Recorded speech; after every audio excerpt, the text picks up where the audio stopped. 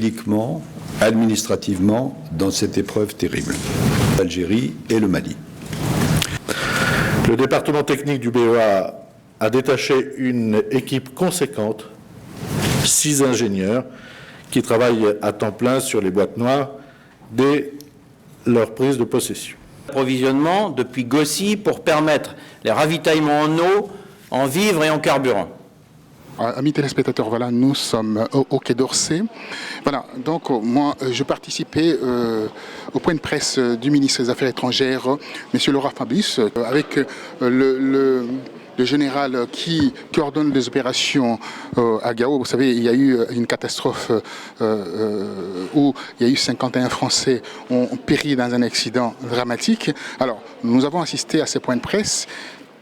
Là, j'ai croisé monsieur Nikita qui est partout, qui est au Quai d'Orsay ici. Je ne sais pas qu'est-ce qu'il est venu faire au Quai d'Orsay, mais il est en train de travailler pour que, bien sûr, monsieur Diome Ndonga, là, qui est accusé injustement, soit libéré de la prison. Alors, monsieur Nikita, d'abord, premièrement, votre impression par rapport à cette catastrophe qui vient de toucher la France et qui touche également l'Afrique? Oui, c'est très déplorable, hein, comme vous le savez. D'ailleurs, la démocratie chrétienne a présenté ses condoléances au gouvernement français et aux familles de disparus. Donc c'est vraiment catastrophique. Oui, alors aujourd'hui, il y a un événement important qui va se produire en RDC. On arrive aujourd'hui à... la coupe est pleine. Hein, on attaque encore M. Diome Ndonga là, on veut l'accuser encore de pas mal de choses. Et pourriez nous expliquer qu'est-ce qui se passe en fait avec cette justice? Oui, merci Roger Bongos. Je crois que vous savez depuis son incarcération arbitraire et sa condamnation de 10 ans de prison illégale, Diome Ndonga n'a pas baissé les bras. Depuis sa cellule, il continue chaque mois de publier les carnets des prisonniers politiques pour condamner, comme d'habitude, hein, cette mauvaise politique de gouvernance de ces gouvernements illégaux de M. Kabila.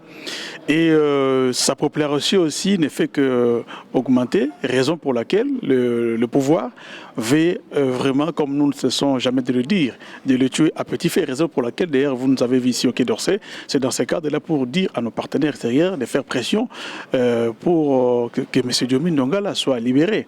Je crois que vous avez suivi, hein, le mercredi 30 juillet, donc dans 2 jours ici, il y aura au parquet des grandes naissances de la Gombe, disons, comme toujours, les 2 filles-là qui sont utilisés par les pouvoirs contre M. Diome Ndonga, ils demandent l'indemnisation de 20 millions de dollars.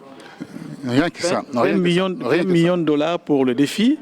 Alors, nous sommes sereins. Nous savons que c'est M. Joseph Kabila qui est derrière ce complot parce qu'il croyait faire taire le prisonnier politique de Ndonga, mais au contraire, il continue de parler, il continue de dénoncer depuis sa cellule par les carnets des prisonniers politiques que vous recevez aussi, vous, de la presse. Oui, alors on se rend compte aujourd'hui, par rapport à l'approche des échéances électorales, ces régimes vacillent un tout petit peu et ils fomentent de coups, montent de faux coups d'État où les Congolais sont sacrifiés.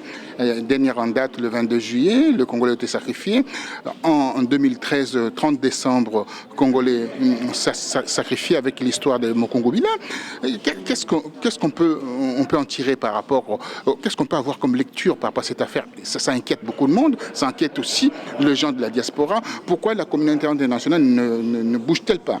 Mais quand vous êtes gouverné par un pouvoir qui est habitué au sacrifice, c'est ça le résultat. Vous savez, avant la prise de pouvoir par M. Joseph Kabila, il y a eu les massacres de Tingi-Tingi, Mokobola, Kasika, à l'Équateur, en Bandaka. Vous avez vu, il y a des gens qui étaient enterrés vivants. Oui, tout à fait. Il y a les massacres de Bundudia Congo. Il y a les massacres, comme vous venez de dire, de 2005, il ne faut pas l'oublier, avec les faux fameux coups d'État, toujours montés par l'ANER. Et nous avons aussi à la tête des services de renseignement de notre pays, un charlot, un frimaire, qui parcourt... Le Kalev? Monsieur, vous connaissez son nom, qui parcourt tous les hôtels, il paie de Kinshasa avec des filles, il utilise abusivement l'argent du contribuable congolais pour ses besoins personnels et M. Kabila les laisse comme ça. Donc nous disons il faut que ces sacrifices-là s'arrêtent. Que M. Diomi Ndongala soit libéré et qu'il soit libre de ses occupations, libre de tous ses mouvements et qu'il continue son combat en tant qu'opposant politique. Parce qu'aujourd'hui, depuis son incarcération, vous voyez que même au niveau du combat politique interne, ça a vraiment baissé. Ça a vraiment baissé. Bon, gloire à Dieu, il y a quelques terrains de l'opposition qui essaient un peu de monter au créneau, mais ce n'est pas la même chose. C'est pourquoi nous appelons d'ailleurs l'opinion nationale et internationale de faire bloc autour de ces soi-disant procès-là, parce qu'on n'a jamais vu ça dans notre pays. Un monsieur qui a été... qu'on a accusé faussement de viol, et aujourd'hui, on monte encore ces soi-disant victimes pour demander 20 millions de dollars à quelqu'un qui n'a jamais commis de viol. Regardez par exemple M. Onosumba qui a été pris en flagrant délit. C'était derrière un problème de règlement de compte. Ce monsieur-là, on lui avait demandé de payer 100 000 francs, donc équivalent de 100 euros. Mais M. Diomi, comme c'est un opposant, il a été condamné illégalement à 10 ans de prison. Et là maintenant, dans le mercredi, il y aura audience pour qu'il indemnise ces soi-disant victimes à 20 millions de dollars. Écoutez, voilà, nous sommes au Quai d'Orsay et nous allons terminer en fait notre entretien rapidement. On aura le temps la semaine prochaine d'être au Sénat, de faire une émission.